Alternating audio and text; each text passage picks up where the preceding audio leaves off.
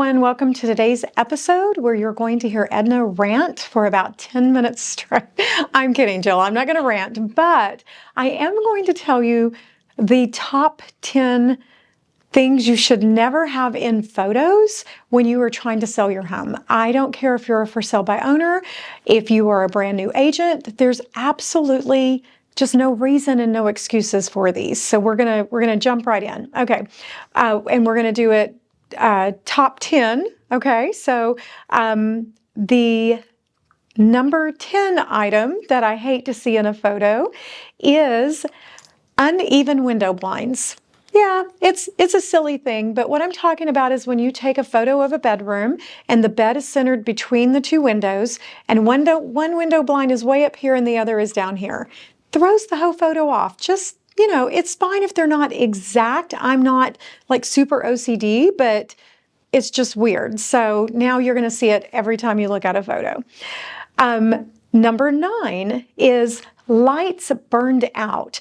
Now, occasionally you're going to have one light burned out in a room, but what I'm talking about is when you have a beautiful chandelier and 3 out of 12 lights are burned out, or you have the bar above the either the kitchen sink or above the mirror, and there's 4 bulbs and 1 or 2 of those are burned out. It just throws the whole photo off. Yes, I realize that is not going to necessarily keep someone from buying your home, but these are super simple items, and for the most part, they're not really going to cost you anything. So what we're trying to do here is raise the bar. Does that make sense? Okay. The next is when you take the photos and the TVs are all on in every room. And I recently just had such a giggle because in the master bedroom, the photo froze, or the photo was taken on a slasher film. And so somebody was literally being murdered in the photo. And so you weren't really looking at the room as much as who's being killed. That was in the bedroom. In the living room, it was a photo of, I'm just going to say it. It was an advertisement for Viagra, which I thought was, again, not really what you want in the photos. I swear this is out there, people. And then in one of the kids' rooms, the TV was on, and it was a photo of like a scantily clad woman. These are just things that are very I wouldn't say inappropriate, but very distracting. So let's just clean these up. TV's off, or on a stagnant scene, like a mountain scene or something serene that maybe goes with the room. But yeah, definitely don't necessarily want your Viagra commercial in the photo. Next is vehicles. Vehicles in the front. Now, sometimes, and I've even had to do this myself, a vehicle has, you're putting the house on the market and the family member has left town and has taken the key with them and you can't take it out. However, and again, this is the low cost or no cost version, you have a couple of different options. 9 times out of 10, when you really push the homeowner about it, there's an extra key somewhere. Could be a little inconvenient, but they could get it. Number 2, most phones now actually let you tap on the car and remove it. And then there's also virtual staging that allows you to remove it. Now, obviously that would cost you some money, but we're talking under $15, so not anything crazy. But what I mean is when you have a home that sets at a weird angle and the only way you can get the entire shot of the home, and then you have the car blocking the majority of it. And some homes are deeper rather than wide, and having a great big truck in that photo just doesn't bode well for your photos. So remember, we're talking about how to get the most bang for your buck and simple, non-expensive ways to have your photos look really, really great. The next is toilet seats. I hate looking at photos when all of the toilet seats are up. I don't understand. It's a very simple thing. You just reach over with your foot and flip that little lid down. But it's definitely very prominent. It's just not an attractive thing to have in the photo. And sometimes y'all's toilets are not very clean. So these toilet seats need to be down. In fact, on our team, if someone submits a photo and the toilet seat is up, the team member has to pay $5. So you'll never see it in our photos. Now, I did recently have a listing where it just had the, what do you call that? The seat, and it didn't have a lid.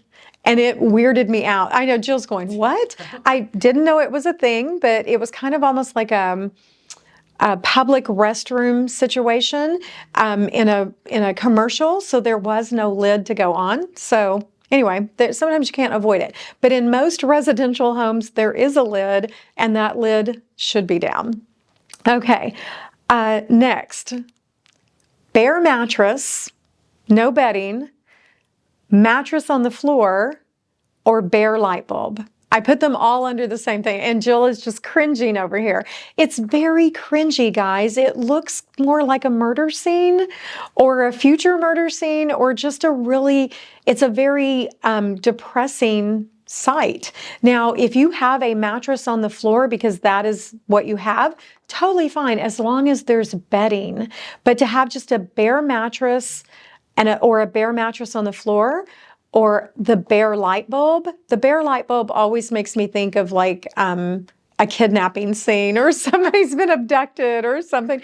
Even if it's in a bedroom, I just don't think you should have bare mattresses or bare bulbs. So put a comforter over it, put sheets on it. You don't have to go and buy bedding, but borrow bedding and get it on there. And then if it is a bare light bulb, again, there's so many inexpensive routes that you can go to cover that. You don't have to necessarily go and buy an expensive fixture. We have a place here in town called Restore, and it basically resells things that have been donated, and it's very inexpensive. But my personal favorite is you just go to Tahlequah Lumber or Lowe's and look on the sale rack, and even if it doesn't match, it's still better than the bare bulb, I promise. Okay, next, vertical photos from your iPhone or from your phone.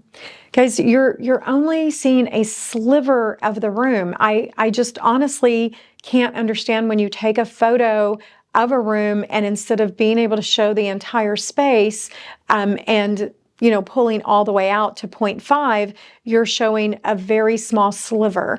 And just double impactful, for whatever reason, 99% of those are really dark also. So you're still not showing the home in its best. The buyers typically, especially now and this is all about right now, guys, we are not getting multiple offers on every single property. We are not selling all of the properties within the first 30 days. We have a really good inventory of homes. So if you are a seller or you're a realtor that's marketing a property, these things can and will make a difference. Will it mean the difference between selling or not selling? Who knows? But these things are very simple to correct, so let's just go ahead and raise the bar, okay? Next, bad virtual staging.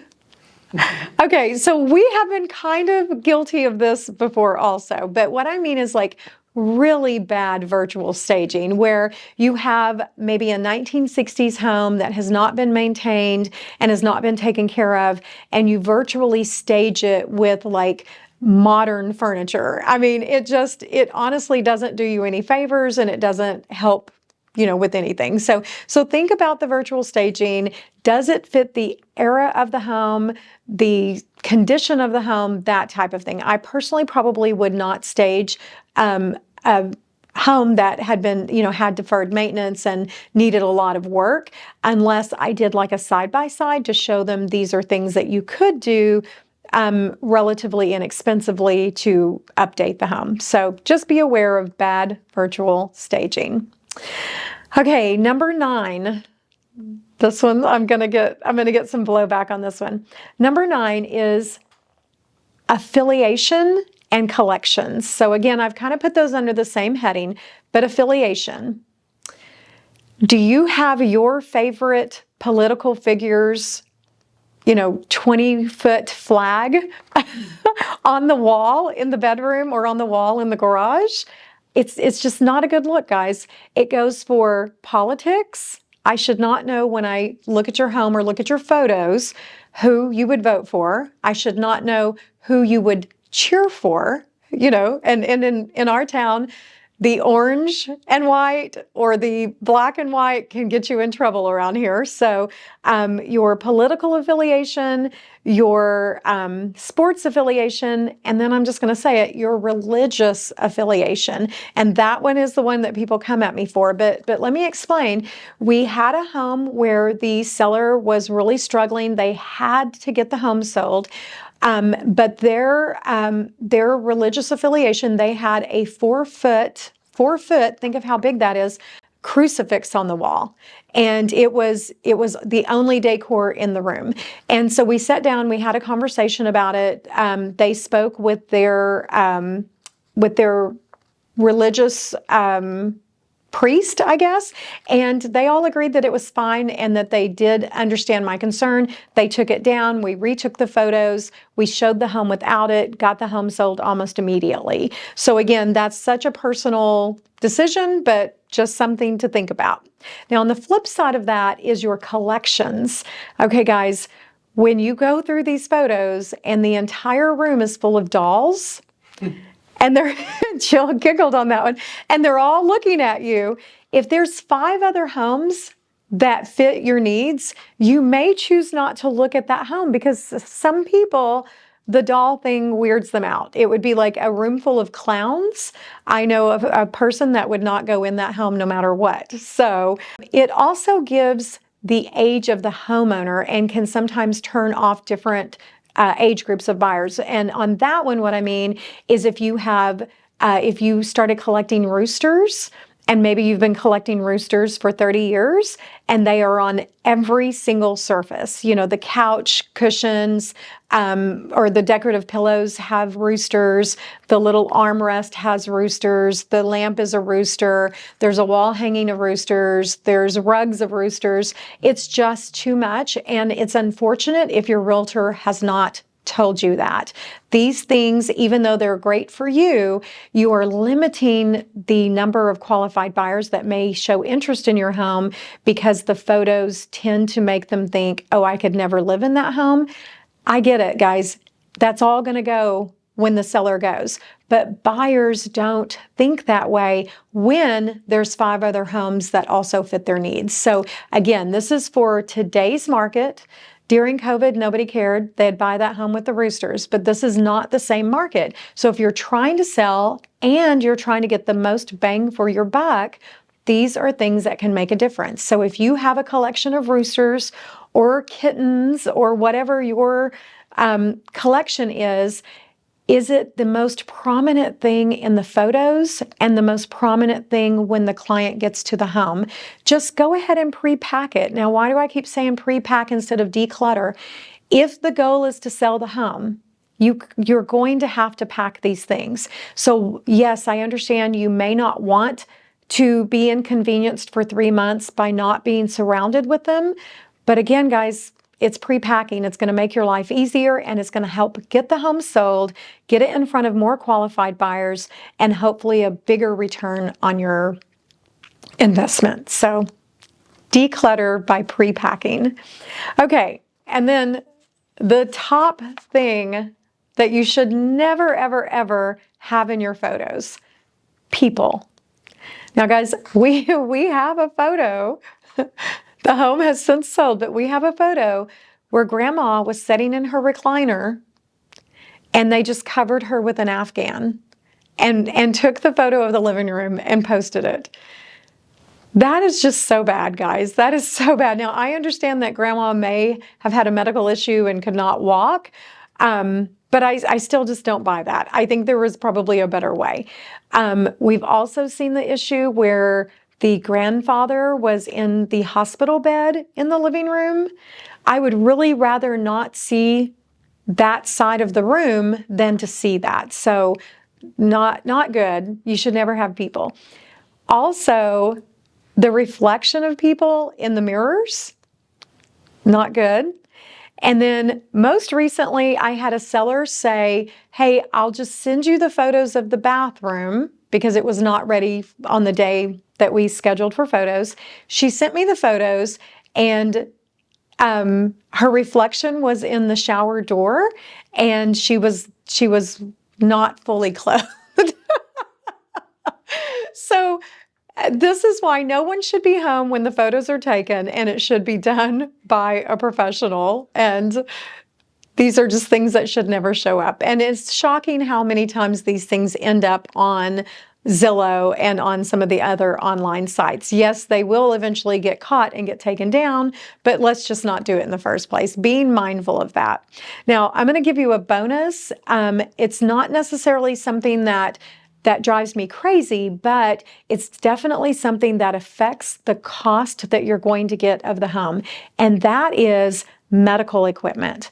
When you leave tons of medical equipment in the photos, that is not a good thing. And yes, some of these things you have to have maybe a walker and a bedside commode and even the hospital bed. These are things that you may not be able to move out of the home while you're showing, but some of these things could be put into the garage so that during the photos, all you have is maybe the hospital bed with the arms down, and then you put good bedding on it with some throw pillows. But definitely the walker, the bedside commode, any of the, boxes of gloves, bags and bags of medication, all of the things. Let's put that into the garage for the photos. And then also, I would suggest that you put those things into the garage for showings.